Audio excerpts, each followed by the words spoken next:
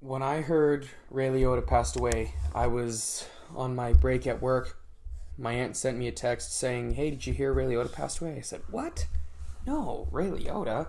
So I looked up, and there it was, just boom, boom, boom everywhere. Ray Liotta found dead, age 67. I'm going, what?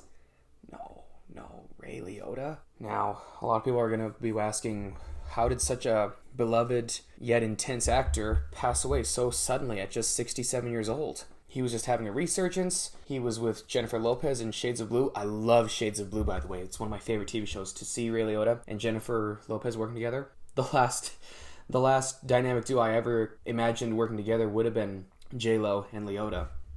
And, Ray Liotta, he had a magic. The magic that Ray Liotta had was, no matter how awful the characters were or how evil the characters were when he played villains, you can't help but like him. You don't even love to hate the characters, you just like them. And that's just the magic of Ray Liotta's acting. He just has that magic touch.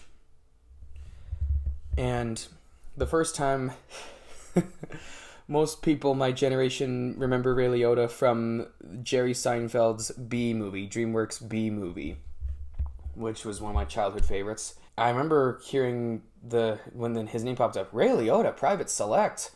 And I remember some people in the theater, there was this guy in front of us, I think he sat at the front row in the theater, and he just had this loud laugh, like, ha, ha, ha, ha. And, I'm a 10-year-old boy. Well, what does a 10-year-old boy have to know about Ray Liotta? Well, because I was a bit of a slow learner.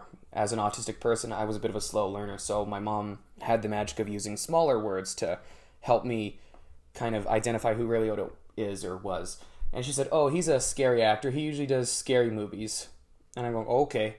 And then we went to a Blockbuster. Yeah, back when Blockbuster was still a thing. Anyway, we go into this Blockbuster, and there was a poster, and Harrison Ford was on the poster, and then Mom says, "Look beside him, Ray Liotta." And I look, oh, oh. And I remember, and then Mom says, "Recognize that name?" I say, "Oh yeah, B movie."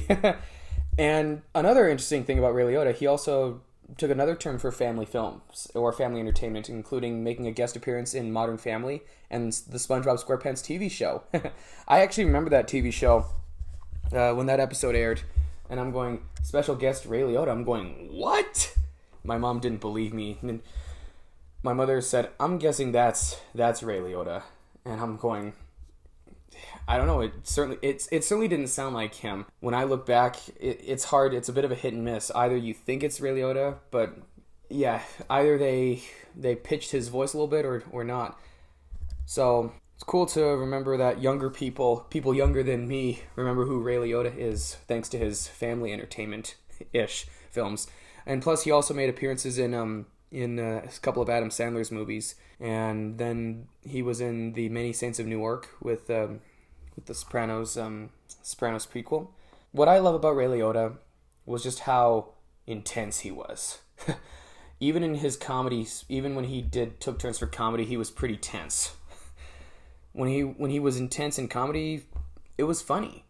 And when he was intense in movies, it was a magnet.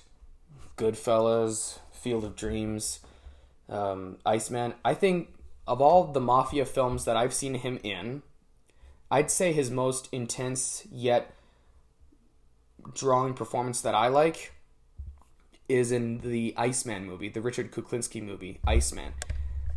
When he played Roy DeMeo. He's known. He was typecast a lot for gangster roles, but I also liked him when he played Frank Sinatra in the Rat Pack film, the HBO Rat Pack movie. That was pretty awesome. And overall, I'm just gonna take this time to remember a great talent, and a special thank you to you, Mr. Liotta. You really made an impact on my love in the movies. Thank you so much, Mr. Liotta.